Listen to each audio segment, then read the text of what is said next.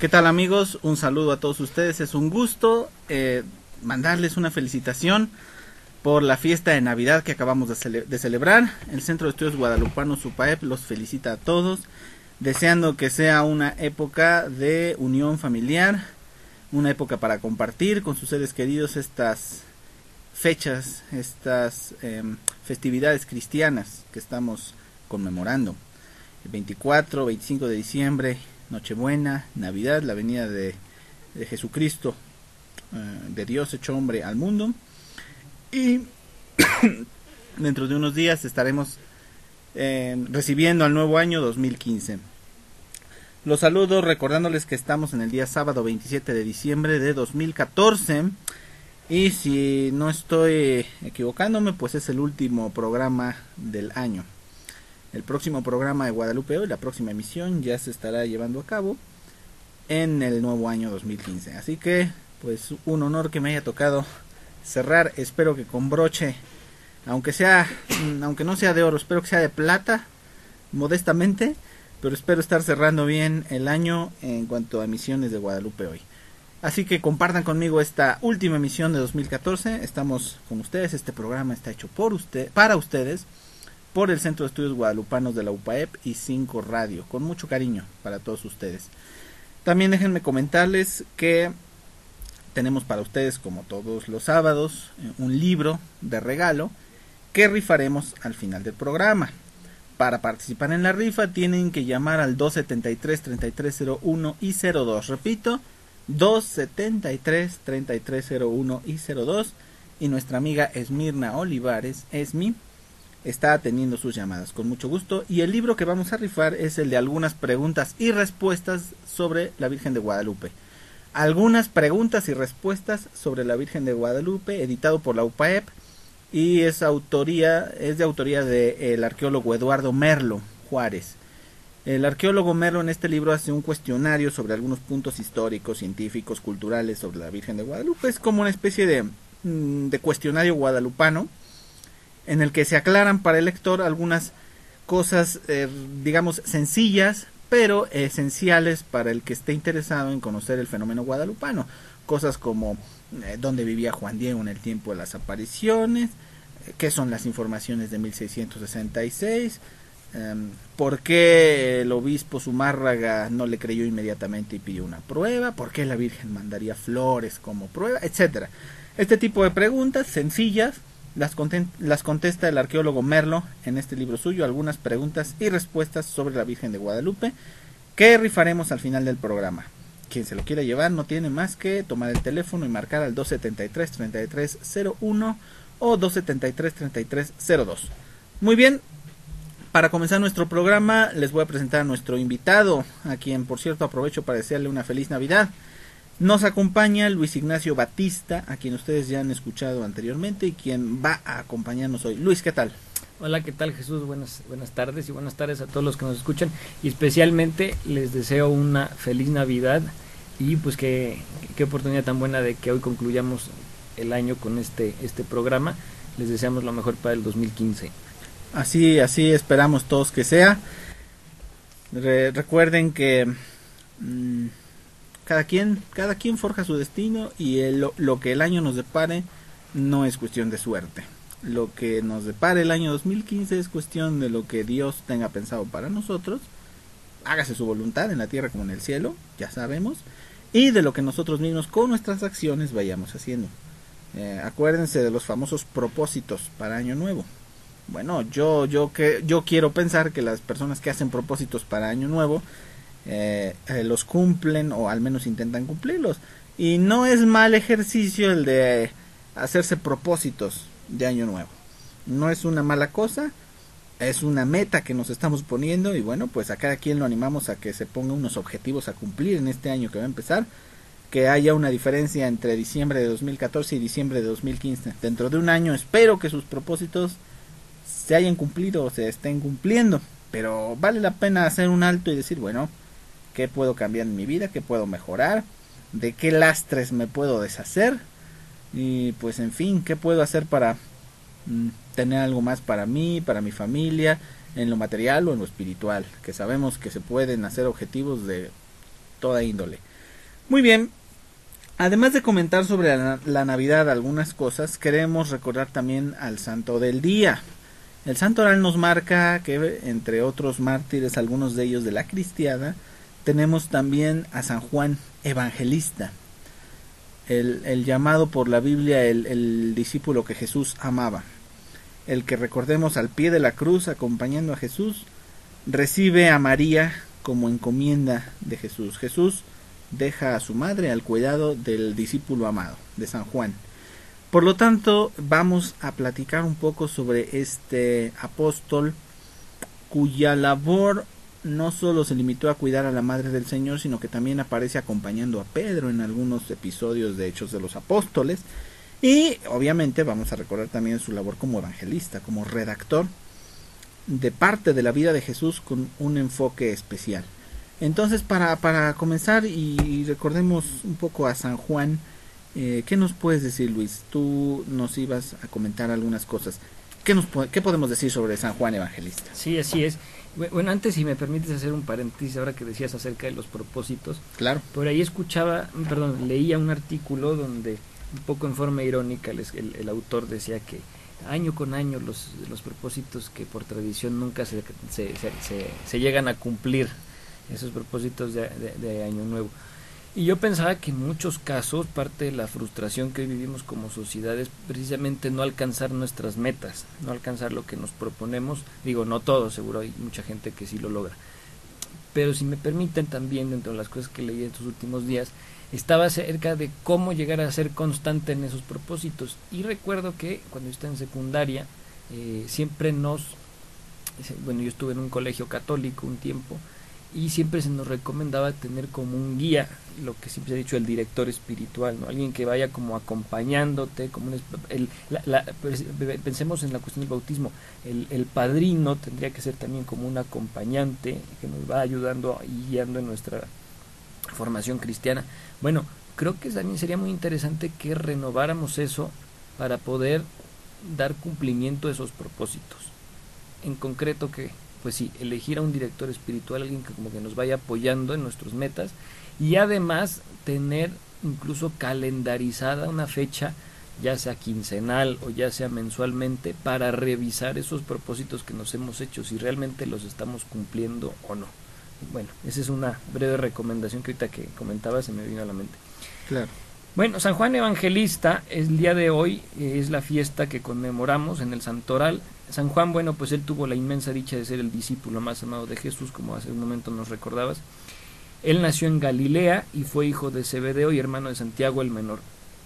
San Juan era pescador, igual que su padre y su hermano, y según algunos relatos, pues dicen que fue también discípulo de Juan el Bautista.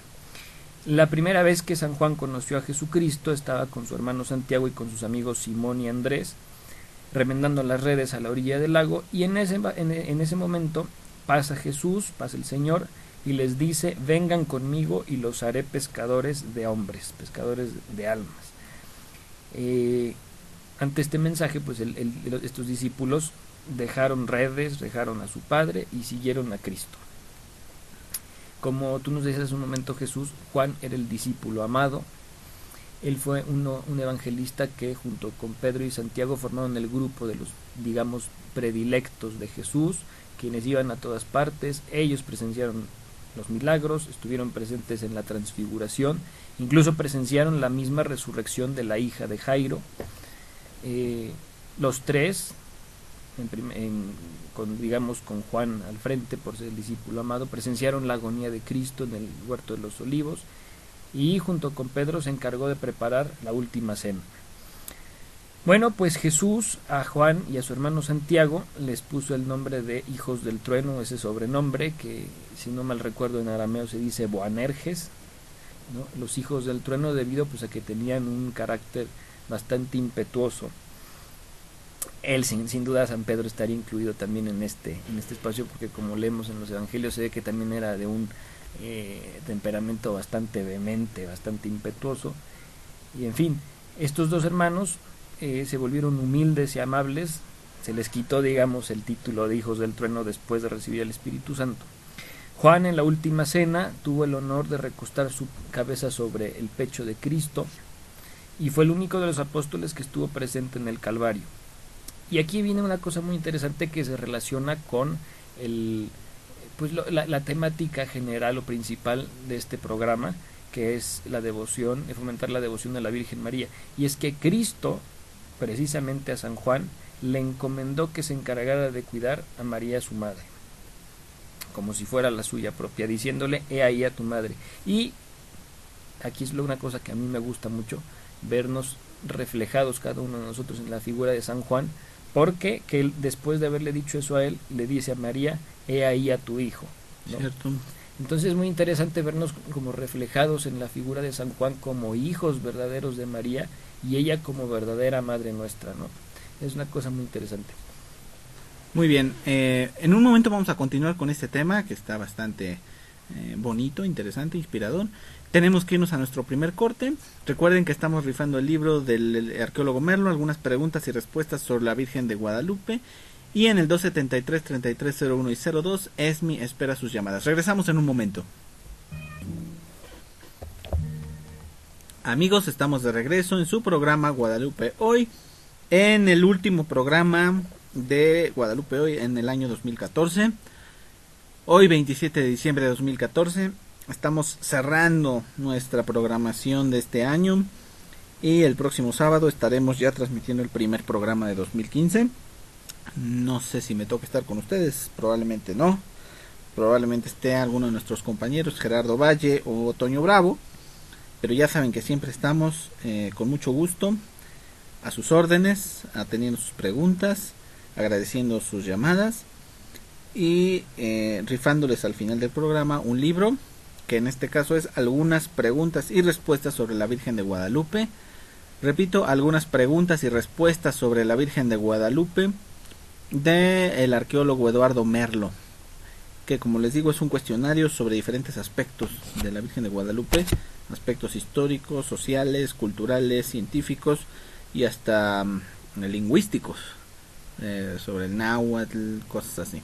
Ustedes lo pueden, bueno, alguno de ustedes se lo va a llevar hoy al final del programa, y nuestra amiga Esmi Olivares está teniendo sus llamadas en el 273-3301 y 273-3302. Muy bien, pues en este segundo segmento vamos a continuar hablando del evangelista San Juan, de nuestro amigo, digámoslo así cariñosamente, nuestro amigo que a lo largo del año nos acompaña con lecturas de su evangelio en diferentes festividades de la iglesia. No olviden, por ejemplo, que todos los Viernes Santos, durante Semana Santa, la pasión y muerte de Jesucristo se toman del Evangelio de San Juan. Y cada año, en cambio, se alterna el Domingo de Ramos la narración de la pasión, según San Mateo, San Marcos y San Lucas. Pero el Viernes Santo nos toca leer a San Juan Evangelista. Entonces, él nos va acompañando con su Evangelio a lo largo del año. Recuerden también que San Juan escribió 3 cartas pequeñas que están al final de las cartas de San Pablo en el Nuevo Testamento, junto con 2 de San Pedro y con una de Santiago y una de Judas. Y hay otro libro que también escribió San Juan, o al menos la tradición cristiana se lo atribuye a San Juan desde hace mucho tiempo, y es el libro del Apocalipsis, el último libro del Nuevo Testamento, un libro con algunos tintes entre oscuros y brillantes, que al final termina con las mejores palabras de la Biblia, las últimas palabras de la Biblia: ven Señor Jesús. Así termina el Apocalipsis y son las palabras con las que se resume la esperanza de la iglesia. ¿Qué más podemos decir sobre San Juan, Luis? Bueno, de San Juan podemos decir que también, después de haber dicho que es donde en la persona en quien nos vemos reflejados como hijos de María, pues él fue el primero de los apóstoles en llegar al sepulcro vacío de Jesús después de la resurrección. Ese es como un dato pues bastante interesante, símbolo que a fin de cuentas es de quien se encuentra realmente cerca de Cristo, quien se encuentra realmente cerca de Dios, pues va a ser el primero en disfrutar, digámoslo así, de las gracias que él envía. ¿Por qué? Porque evidentemente va a estar más atento a ellas. Dios nos manda gracias a todos, pero quien está más atento es el que mejor las recibe y más provecho saca de ellas. Después de la resurrección, En la segunda pesca milagrosa, Juan es el primero en reconocer a Jesús en la otra orilla. Cierto. Luego Pedro le pregunta al Señor señalándole a Juan, ¿y este qué? Y Jesús le responde, pues si yo quiero que se quede hasta que yo venga, ¿a ti qué? Una respuesta que nos sonaría muy castiza, ¿verdad? Pero pues así lo respondió. Pues muy castiza o quizá un poco brusca. Un poquito brusca. Como que a ti que te importa, ¿no? Y bueno, con esto pues algunos creyeron que Jesús estaba diciendo, como anunciando que San Juan no iba a morir. Sin embargo, lo que en realidad Cristo estaba anunciando era que pues iba a quedar vivo por bastante tiempo, hasta que pues el reino de Cristo se hubiera extendido bastante, que estamos hablando por ahí del año 100. Y en efecto, vivió hasta el año 100 y fue el único apóstol al cual no lograron matar los perseguidores, digámoslo directamente, ¿no? Porque Juan, después de encargarse de cuidar a María y que ella subiera a los cielos, es desterrado a la isla de Patmos, y pues nosotros sabemos por la historia que quien quedaba desterrado de un lugar pues era prácticamente darle una muerte un poco más lenta y tortuosa, ¿no? Una muerte en vida, por decirlo. Exactamente. Bueno, después se dice que fue a evangelizar Éfeso junto con la Virgen, un poco acompañándole en su vida hasta su muerte. Luego el emperador Domiciano lo quiso matar. Se dice que se le echó una olla de aceite hirviendo y de la cual salió un poco más joven. Y bueno, al final fue desterrado, como decíamos hace un momento, a la isla de Patmos, donde precisamente escribió el libro del Apocalipsis, del que ahorita hace un momento nos mencionabas, Jesús. Y después el evangelio que se conoce como el evangelio de San Juan. Aquí hay un dato interesante, y es que a San Juan Evangelista se le representa con un águila. Cada evangelista sabemos que tiene una figura representativa. En la iconografía cristiana tradicional. Sí. Exactamente. Y precisamente San Juan tiene la figura del águila, y es un símbolo que se refiere pues a la elevada espiritualidad que él transmite en sus escritos, ¿no? O sea, ningún otro libro tiene elevados tan pensamientos como su evangelio. Pensemos simplemente en el caso del prólogo al evangelio de Juan, el verbo, en principio existía la palabra y la palabra era Dios, etcétera. Pues sí, leído así rápido como hasta Jesús, suena un poco a trabalenguas, pero ya si uno se pone a estudiarlo a fondo, pues lo único que, digamos, respira es una espiritualidad y una teología bastante profunda, que hasta el día de hoy se sigue estudiando y se le sigue sacando mucho fruto, ¿verdad? Bueno, según San Jerónimo, señala que cuando San Juan ya era muy anciano y se hacía presente en las reuniones con los primeros cristianos, él siempre decía: hermanos, ámense los unos a los otros. Y según se cuenta, alguno le preguntó que por qué decía siempre lo mismo, y él dijo: es que ese es el mandato de Jesús, y si lo cumplimos, todo lo demás vendrá por añadidura. Y bueno, San Epifanio señala que San Juan murió más o menos en el año 100, a los 94 años de edad. Creo que es un santo del cual, bueno, podríamos hablar mucho, podríamos hablar de sus escritos. Aparte del Evangelio, escribe la famosa carta del apóstol San Juan, así titulada, donde se habla que Dios es amor, y eso pues es ya en 3-4 palabras, es una teología sumamente profunda. En fin, podríamos estar aquí horas hablando, pero lo importante pues es recordarnos que efectivamente Dios es amor y que hay que vivir en consecuencia. Bien, me gustaría, bueno, ya que dices que podríamos hablar de sus escritos, pues te tomo la palabra y voy a aprovechar la oportunidad que me das, ¿no? Adelante. Hay 3 frases en el Evangelio de San Juan que a mí me parecen muy importantes dentro de la teología cristiana. 3 frases del Evangelio.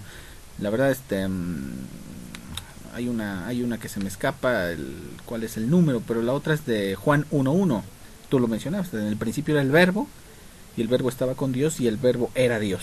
O sea, San Juan se esfuerza en su evangelio en utilizar un lenguaje que no deje lugar a dudas de la divinidad de Jesucristo, porque ya en la época en que él escribe su evangelio empezaban a surgir algunas sectas separadas de la iglesia que afirmaban que Jesús no había sido Dios hecho hombre, que Jesucristo no era Dios, que Jesucristo solamente era hombre y no Dios y hombre.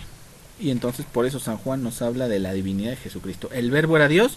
Un poco más adelante, y esta es la segunda frase de su evangelio que quiero citar, él es el que dice aquella frase que repetimos en el Ángelus: el verbo se hizo carne y habitó entre nosotros. Así lo dice él en su evangelio, en el mismo capítulo 1, pero unos versículos después.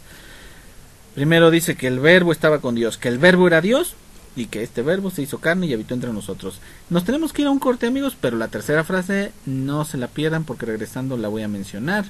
Y recuerden que estamos en el 273-3301 y 02 esperando sus llamadas. En un momento volvemos. Amigos, estamos de regreso con ustedes en su programa Guadalupe Hoy, producido por 5 Radio y el Centro de Estudios Guadalupanos UPAEP. Les recordamos que al final del programa rifaremos el libro Algunas preguntas y respuestas sobre la Virgen de Guadalupe del arqueólogo Eduardo Merlo. Nuestra amiga Esmi está recibiendo sus llamadas en el 273-3301 y 273-3302. Agradecemos las llamadas de Lucía Robles, Cristina Pérez Barbosa, Iván Flores, María del Pilar Reyes, Jorge Toral Matamoros, Marta Rebeca Reyes, Diana Solís, Isidro Pérez Mora, Magda Hernández, Elizabeth Duarte, Alejandra Cebada, Rufina Corona, Teodomiro Bueno, Socorro Blancas, Rafael César Carmona, José Antonio Rocha Espinosa, Carolina Villegas y Mari Carmen Méndez Juárez. Algunos de ellos, algunos de ustedes nos están mandando, nos están deseando un feliz año. Igual para ustedes un feliz fin de 2014 y feliz comienzo de 2015. Bueno, antes de pedirte, Luis, que sigamos hablando de del tema de San Juan y de la Navidad, que debemos pasar ese tema, les iba yo a comentar otra tercera frase del Evangelio de San Juan, muy interesante para la teología cristiana. La primera frase fue que el verbo estaba con Dios, que el verbo era Dios. En el principio era el verbo y el verbo estaba con Dios y el verbo era Dios. O sea, el verbo es Dios. Este verbo que es Dios se hace carne y habita entre nosotros. O sea, Jesucristo, que es Dios, se hace hombre y habita entre nosotros. Dios se hace hombre y habita entre nosotros. Y recuerden que esta encarnación de Dios y su presencia en este mundo es el dogma central del cristianismo, porque este Dios hecho hombre se hizo hombre no simplemente para vivir unos años aquí como humano. No fue ese su mero objetivo.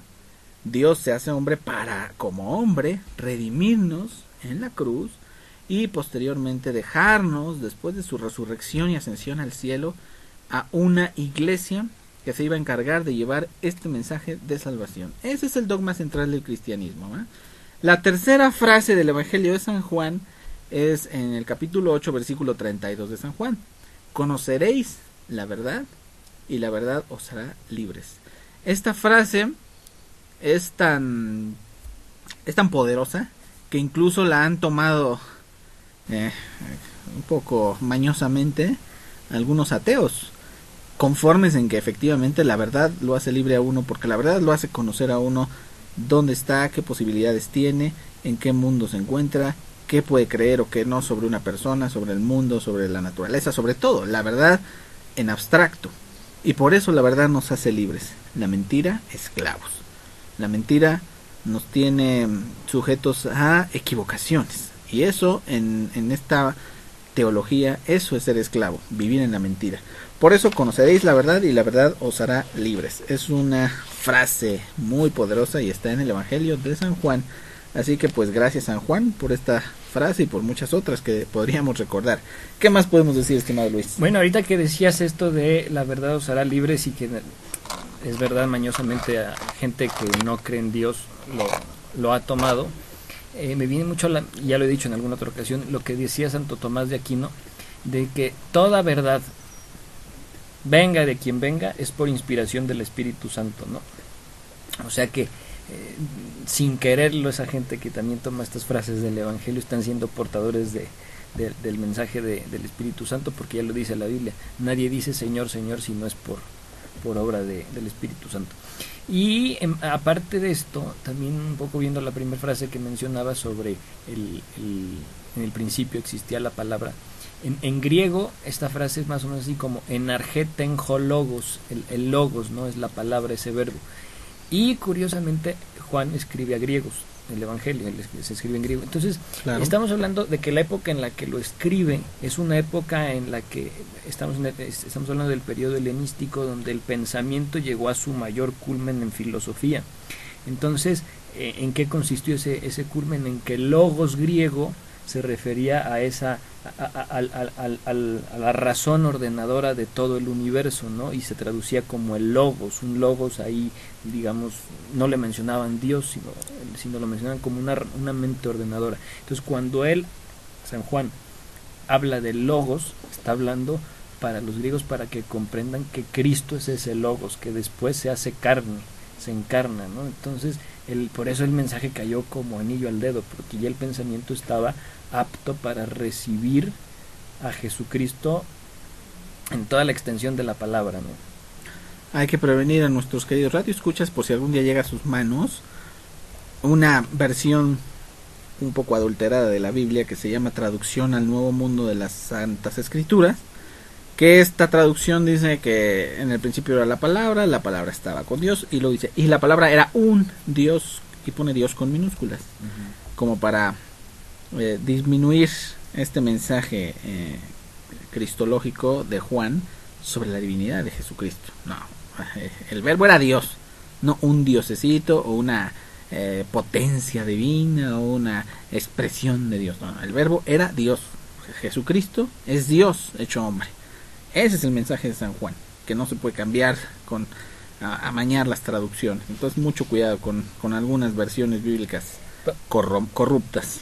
Porque a fin de cuentas eso puede llevar un poco al panteísmo, ¿no? Que es lo que ahorita todo el mundo, todo es Dios, todos somos un pedacito de Dios, cuando en realidad no, eso es un poco una herejía, ¿no? O sea, el árbol, por más criatura perfecta que sea, no puede ser parte de Dios, ¿no? Es una participación de Dios, pero no un pedazo que se le escapó a Dios. No, y nosotros somos criaturas de Dios. De Dios no tenemos nada, o sea, Dios nos hizo, Dios nos creó de la nada.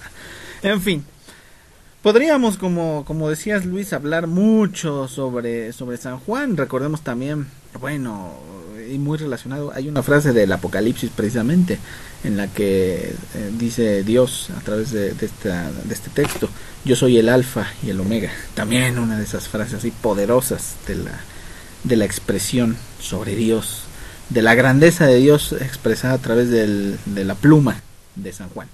Sin embargo, por falta de tiempo no podemos solo hablar de San Juan. Tenemos que también recordar la época que estamos viviendo, la Navidad, lo que vamos a vivir dentro de unos días, la Epifanía del Señor. Y en este sentido nos gustaría recordar no solo el tema bíblico, sino también algunos símbolos y el significado central de la Navidad. Ya nosotros estamos rodeados de series de foquitos, de colores, de árboles de Navidad. Algunas personas pues también de renos y de Santa Clauses y de muñecos de nieve, por supuesto. Todo esto son ojalá que todo esto solo fuera y marco de adorno para la Navidad. A ver, yo no tengo nada en contra de los renos, de los muñecos de nieve, un poco sí de Santa Claus, porque a Santa Claus lo han tomado como figura comercial algunas marcas que no voy a mencionar, pero lo han tomado más bien como un símbolo comercial, y eso ya le da otro significado que a mí personalmente no me gusta. Pero en sí el arbolito, los foquitos, las flores de Pascua, todo eso está muy bien. Son adornos navideños, son motivos navideños a los que yo en absoluto me opongo. Yo solo los invito a que tengan en cuenta el significado principal de la Navidad, como la conmemoración del nacimiento de Jesucristo en Belén y el comienzo de su obra salvadora aquí en el mundo. O sea, no es nada más el niño Jesús nació, vamos pastores a Belén, qué bonito, tomamos ponche, cantamos villancicos, mecemos al niño. No, esto es el comienzo de una obra que él va a hacer en el mundo. Estamos celebrando el inicio de su obra salvadora, su encarnación. Recordemos que hace unos domingos escuchábamos la lectura de San Lucas, en la que el ángel le anuncia a María que va a nacer de ella el Mesías. Y este es un parteaguas en la historia de la humanidad. Y una vez más, Luis, decíamos que algunos ateos aceptan esta frase sobre la verdad.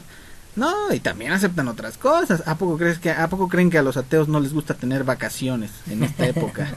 O en Semana Santa. No, bienvenidas las vacaciones de Navidad y Semana Santa. Ahí sí les gusta la Navidad. Y es más, incluso las personas que no son cristianas, que no son creyentes, pues también cuentan los años 2014 2015, a partir del nacimiento de Jesucristo. Y esto a mí me ha dado mucha risa con algunos. ¿Cuál es la importancia de Jesucristo en el mundo? ¿Por qué? ¿Cómo me demuestras a mí que Jesús es importante? Pues nada más que vives bajo un calendario que cuenta los años a partir de su nacimiento. A mí me parece importante, pero si a ti no, pues adelante. Y en Navidad, por favor, no aceptes vacaciones, porque no es importante la Navidad, ¿no? Pero bueno, eso es otra cosa. Calendario creado por uno de sus vicarios, el Papa Gregorio, etcétera, ¿no? Gregorio XIII en 1582, otra cosa de la que a muchos no les gusta hablar. Bueno, es que la Navidad y Jesucristo son un parteaguas en la historia de la humanidad. Nada más que por representar el inicio de una nueva época para el mundo, con un mensaje innovador, un mensaje revolucionario que mueve, que cambia a la civilización romana, aglutinando a todos los hombres bajo el mensaje de amar al prójimo como uno mismo. Nada más ese mensaje, esa sola frase, también por cierto, frase evangélica, es una frase nueva, es una frase a la que los paganos no estaban acostumbrados.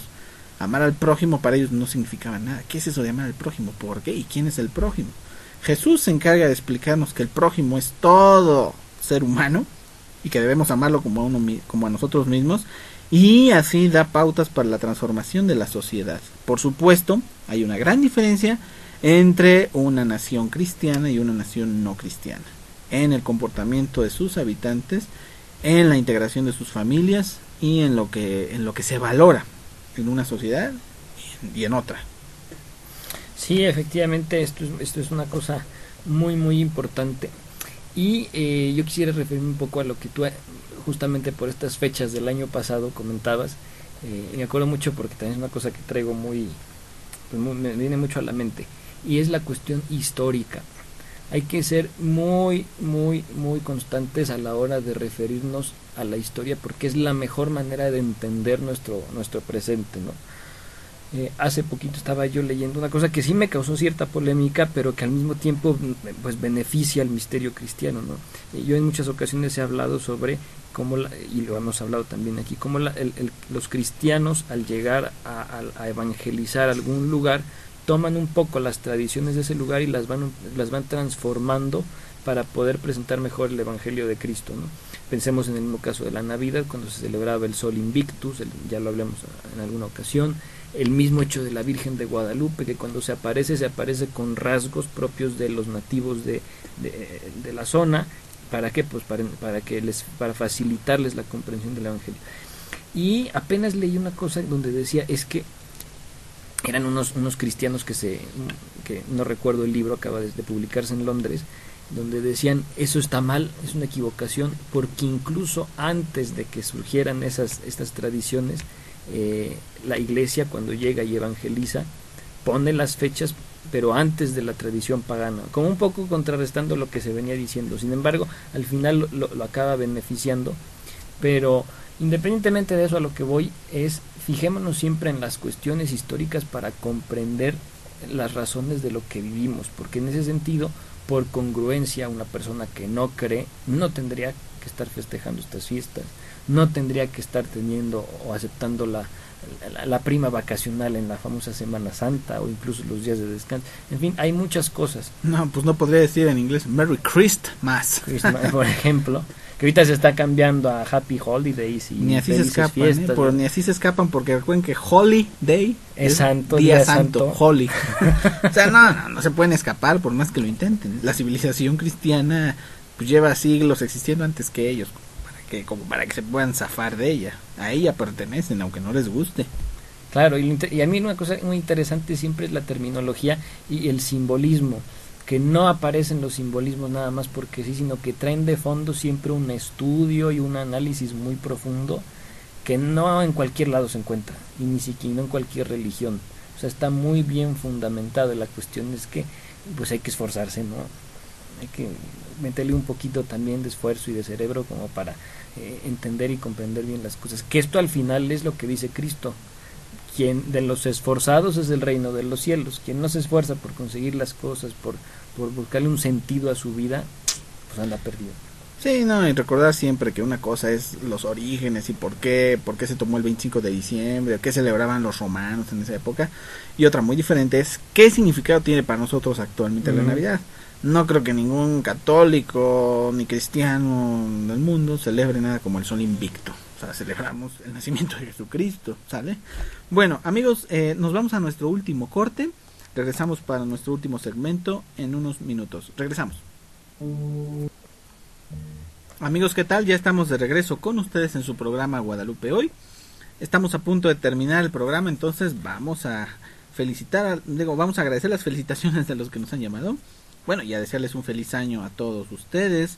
Rutilio Colextla, la señora Rivera, Cecilio Flores, Rubén Galindo, Carmina Araceli Rojas, María Adriana López Lira, Bárbara Camacho, Víctor Valdés, Mónica Domínguez, Delfino Sánchez, Rosalía Vallejo, Rosa María Navarro, la señora González, Juan Tlaxcalteca, y en un momento más, con la mano santa de Luis, alguno de ustedes se va a llevar el libro del arqueólogo Merlo, de algunas preguntas y respuestas sobre la Virgen de Guadalupe. Bien, amigos, para terminar, me gustaría comentarles algo de mi parte. Yo no voy a ser como algunos católicos que conozco que hablan de suprimir algunos elementos, como por ejemplo es que el árbol de Navidad no es cristiano, dicen, por ejemplo. Yo quiero decirles, miren, no hay que ser tan radicales ni amargados. O sea, se puede poner un arbolito, están muy bonitas las esferas, está muy decorativo, o los copos de nieve artificiales que se ponen para adornar, hasta los renos y Santa Claus si quieren, que a mí personalmente no me gustan, pero bueno, no es pecado poner a Santa Claus, sépanlo, no hay que pensar tampoco, no hay que exagerar. Sin embargo, yo los invito a que en temporadas navideñas recuerden también, y de manera principal, a los símbolos cristianos. Eso es la Navidad, se celebra el nacimiento del niño Jesús. Santa Claus y sus renos vinieron mucho después, igual que su fábrica de juguetes en el Polo Norte. O sea, eso salió mucho después, se inventó mucho después. Y si tienen curiosidad, investiguen también el origen de Santa Claus. Santa Claus surge como una adaptación bastante deprimente, debo decir, de San Nicolás de Bari, quien ayudaba llevando regalos a los pobres. San Nicolás de Bari, quien por cierto era cristiano y celebraba la Navidad como nacimiento de Jesús, él al ayudar a los pobres pues se hizo famoso como el que daba regalos, y entonces de ahí se fue poco a poco creando la tradición de Santa Claus o Papá Noel, que ese sí no sé de dónde venga Papá Noel, qué horrible. En fin, incluso Santa Claus tiene origen cristiano en San Nicolás de Bari. Pero entonces ustedes no echen al olvido los símbolos cristianos de la Navidad, como es el nacimiento, los Reyes Magos que van a llevar sus regalos al niño, la estrella de Belén que los guía, la corona de Adviento que simboliza nuestra espera de esta fiesta a través de sus 4 velas, que son las 4 semanas del Adviento. No olviden las pastorelas, los villancicos cristianos, porque bueno, también hay un villancico dedicado al reno Rodolfo. No, mejor hasta por cuestión cultural, ¿no? Siento que son más bonitos algunos villancicos cristianos. El niño del tambor, por ejemplo, campana sobre campana. Hasta los peces en el río, con todo y que de tanto beber, los pobres peces se van a reventar. Pero bueno, además recuerden que bebían agua, no otra cosa. Recuerden el ponche, recuerden el estar con la familia celebrando esto. Es una época para estar con la familia, recordando el nacimiento de Jesús, para un cambio en la sociedad. Primero en nuestros corazones y luego en la sociedad. La sociedad no cambia si los individuos no cambian. Y Cristo viene a nuestros corazones para que, en plural, estos corazones transformen a la sociedad con su acción. Por eso relacionemos la Navidad con los propósitos de Año Nuevo. Recordamos la venida de Cristo. Cristo viene con un mensaje de salvación. Ya mencionamos algunos pasajes del Evangelio de San Juan. O sea, es una actividad del cristiano. El cristiano no es pasivo. ¿sale? Un cristiano pasivo es un cristiano de mentiritas. Un cristiano debe ser activo. Y el mensaje de Jesucristo es lo que nos debe mover, lo que nos debe activar. Si no, no tiene chiste ser cristiano. Entonces los invitamos a que dentro de sus propósitos no olviden trabajar por el reino de Dios y trabajar por su prójimo. Hagan algo por los demás en este año 2015. Eso es lo que les podemos desear, les podemos recomendar. Por supuesto, recuerden que siempre hay que predicar con el ejemplo. Y hay que dar ejemplo de cristianos y de católicos. Y no olvidemos también que estas tradiciones que hemos, un poco ahorita Jesús nos ha comentado, pues siempre han tenido un valor educativo, pedagógico, catequético. Recordemos lo que decíamos la semana pasada sobre la piñata, ¿no? Por ponerles ahorita un ejemplo. La piñata pues era lo que simbolizaba el pecado. El palo con el que uno llegaba y golpeaba la piñata simbolizaba la virtud con la cual uno destruye ese pecado, y al momento en que se rompe y salen las frutas y las cañas y todo los confites de la piñata rota, son las gracias de Dios que uno recibe cuando ataca el pecado con la virtud, ¿no? Entonces también eso es muy importante que nosotros lo veamos, encontrarle el significado y no hacerlo meramente por el mecanismo, la inercia o el juego también, ¿no? Sino que tiene un significado. Entonces pues sí, sería la invitación. Yo creo que un gran propósito que nos debemos hacer este año es buscar tener una mayor información de las cosas, ¿no? Un propósito tendría que ser por lo menos leernos un libro al mes. Ojalá fuera más. Yo estoy completamente en contra de esa campaña de 20 minutos al día. Se tendrían que leer por lo menos 2 horas al día, pero bueno, no estamos tan acostumbrados. ¿De 20 minutos a nada? De 20 minutos a nada, pues sí, yo lo entiendo, pero tendría que ser más, tendremos que estar más informados, y creo que incluso yo en el momento en que le encontré la aplicación práctica a mis lecturas fue en el momento en que empecé a apreciar muchísimo la lectura, ¿no? O sea, no nada más es leer y estudiar por estudiar, sino siempre llevarle a dónde me lleva esto. ¿Qué me va a dejar? ¿A qué me va a dejar? Claro. Fíjense, ahorita estaba releyendo este libro que me hizo favor Jesús de prestarme, sobre la infancia de Jesús, escrito por el Papa Benedicto, por Joseph Ratzinger, y en el proemio pues él menciona un poco que la temática que él lleva en este estudio que realiza es hacerse 2 preguntas al afrontar el Evangelio. ¿Es cierto lo que se ha dicho? Y segunda cosa, ¿tiene que ver conmigo? Yo creo que esas son 2 preguntas fundamentales que nos tenemos que hacer en todo lo que hagamos y en toda nuestra vida y nuestro estudio y proceder cristiano. Lo que sucedió en los evangelios, lo que estamos festejando ahorita, que es el nacimiento de Jesús, ¿tiene que ver conmigo? Y siempre verle el lado, pues si murió Cristo, pues no fue por deporte, fue por mí, fue por salvarme. Claro. ¿No? Siempre como que verle esta pregunta y buscarle la respuesta, y esto nos va a ayudar muchísimo a entender todo lo que hagamos día a día. Perfectamente, pues qué buen mensaje, Luis. Bueno, vamos a decirle a nuestro ganador, Isidro Pérez Mora, repito, Isidro Pérez Mora. Usted se ha llevado el libro de algunas preguntas y respuestas sobre la Virgen de Guadalupe. Nada más que le vamos a pedir que lo vaya a recoger hasta a partir del 5 de enero, porque la UPAEP está de vacaciones esta semana que viene.